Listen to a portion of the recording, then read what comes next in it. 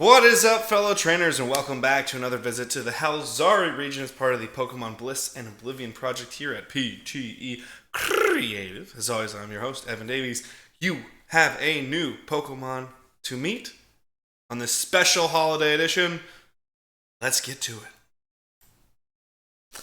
Today, I have the distinct honor and privilege of introducing you to Illumiboom. Illumiboom is a Pokemon that, for obvious reasons, is pretty well themed for the 4th of July. The real challenge in here came from making this Pokemon from a type challenge. So keep that in mind as we go into Illumiboom. This is a good little rendering of Illumiboom first, but let's go to its Pokedex entry and really learn a little bit more about Illumiboom. Illumiboom is the celebration Pokemon.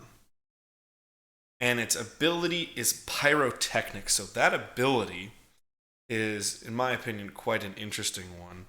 In which, when a Illumiboom attacks, specifically with a fire move or a fairy move, but in general, when it attacks with a special attack move, what it will inherently do is shine and shimmer with its pyrotechnics ability, which then causes the Pokemon that it's facing to either become confused or burned.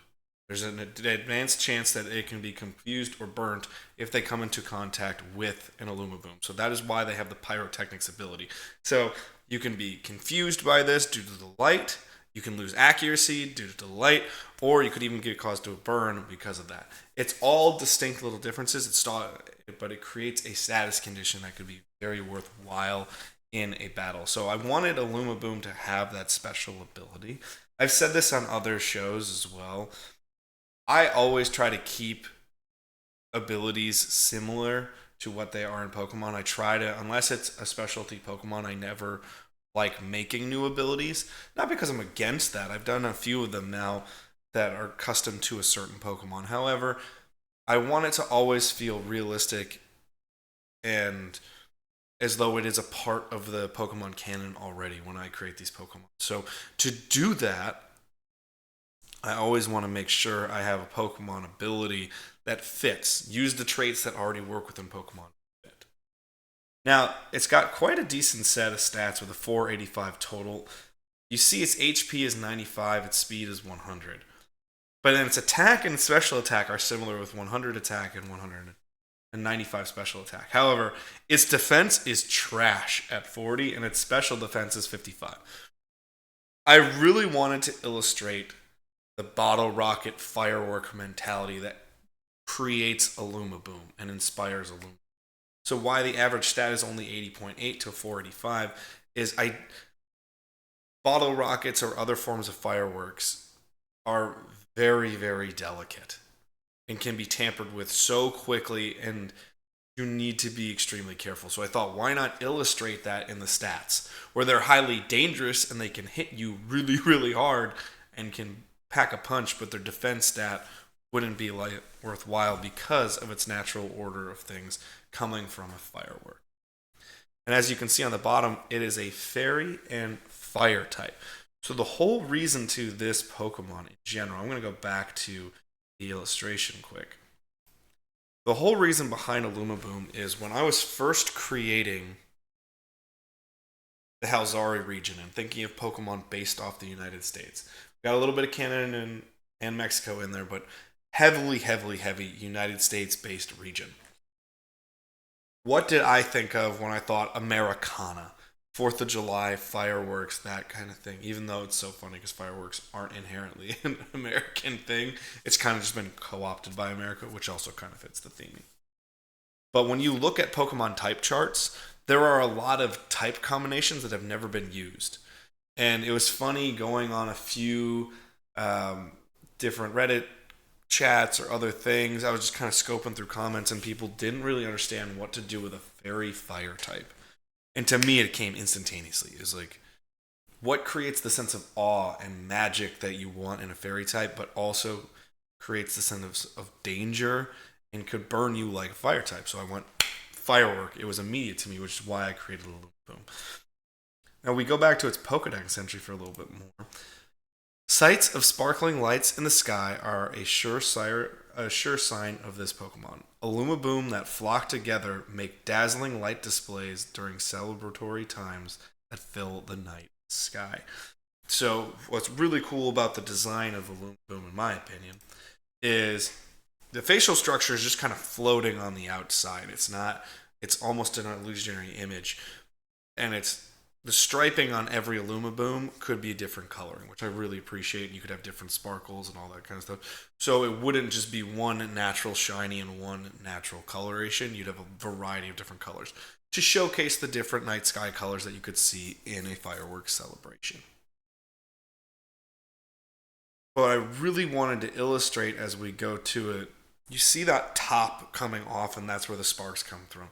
Inside of Illumiboom's body is essentially always a magical fire that's waiting to be released. So the lid pops off the top, and that's how we create the firework effect on the Illumiboom. So it's a very interesting Pokemon, in my opinion, that really gives another credence to how we as humans operate, and then we put it in the Pokemon world. And that's why I'm so happy and proud to have Illumiboom as the Pokemon for this week, as we're about to celebrate the 4th of July here in the good old US of A. Plus, we get to celebrate my birthday on the 5th, which is also really fun. I always have America's birthday and then my birthday to celebrate, so I kind of get a two for there. And it's very, very fun. Now, you already guessed this one. We have another Pokemon coming towards you soon.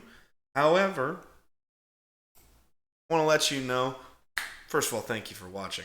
If you liked what you saw, you really like the artwork, I got to ask, come on over to Etsy shop. Head on over to Etsy. It's ptecreative.etsy.com, and you can find all kinds of cool Pokemon merch, as well as other merch as well. We have mystery packs. We got t-shirts. We got hoodies. We got zip-up hoodies.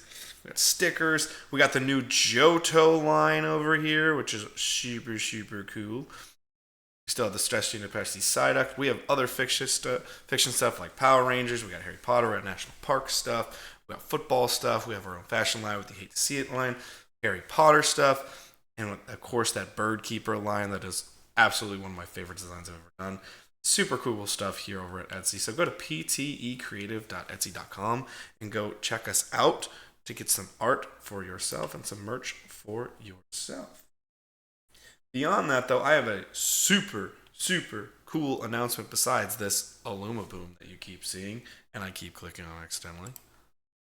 Is that another reason to celebrate is this Saturday. Not even really this Saturday, but from now on, all Saturdays, you have a brand new show over on the PT Creative channel. It is the Onetta Movie Show. It's a new podcast I am doing with a co-host, lovely Dylan Davies, who you guys have seen on my other podcasts if you have listened to those shows as well. We're doing all movie stuff, and we decided to start. We gave you the early episode, which is why it's not Saturday, because I gave it to you yesterday as part of the Onetta Show. We are going back in history and seeing, just as one of the many projects that we're doing on the show, we are going to be doing reviews, critiques, roasts almost, if you will, of all the biggest box office hits of every year from 1965 on. And we started with the 25th anniversary one with Star Wars Episode 1, The Phantom Menace. It's a really fun show. You can go see a clip of it out on our socials right now, or the shorts are also available on YouTube. It's really, really cool, really, really fun, and I can't wait for you guys all to see it, listen to it. So I hope you really love it. So beyond our normal programming, so you can go to ptcreative.etsy.com to support us that way, or you can go to our normal programming over here. Monday, you still get Pokemon card pack openings. Tuesday, it's the flagship show. It's the Onetta Show, rotating topic of podcasts. Wednesday, you're already here. You already know it. It's back to the Halzari region with Pokemon Bliss and Oblivion. Thursday, we get the Onetta Football Show, and if you're going to be seeing things, day of tomorrow, you get the Mega-sode, the mega show, if you will, of all three parts of the Time to Fix College Football series.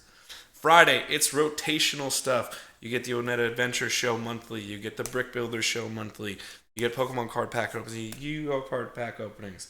You get Lorcana pack openings even, and some other specialty projects that we have in the works. I'm very, very excited. And now, as I just announced, you get to have brand new Onetta movie show every single Saturday moving forward. But we're releasing the first two on the Tuesdays in conjunction with our Onetta show, simply so that we can get everything up and running. And the first one on its own will be July 20th. Will be the first brand new on its own Onetta movie show. Next week you will get an also Onetta movie show as part of Cult Classic series as well. It's really fun stuff. Go check it out. Go check out everything we do over here at PT Creative. Like, comment, subscribe for more. Hit that notification bell. Go to Spotify if you want to just listen to our podcast. Keep on YouTube if you want to watch our podcast. Go to ptcreative.etsy.com. Really cool place to get some merch. Help yourselves out. Just saying, especially it's my birthday, send me a present by buying one of our stickers or one of our shirts or one of our hoodies. It'd be kind of cool. Kind of cool. Kind of cool. But beyond anything else, go play some Pokemon. Enjoy your day. Go have a great 4th of July holiday. And if you're not in America, buy some fireworks and do it for yourself anyways, because it's a fun time. Peace, love, and hugs to you all, trainers. Bye!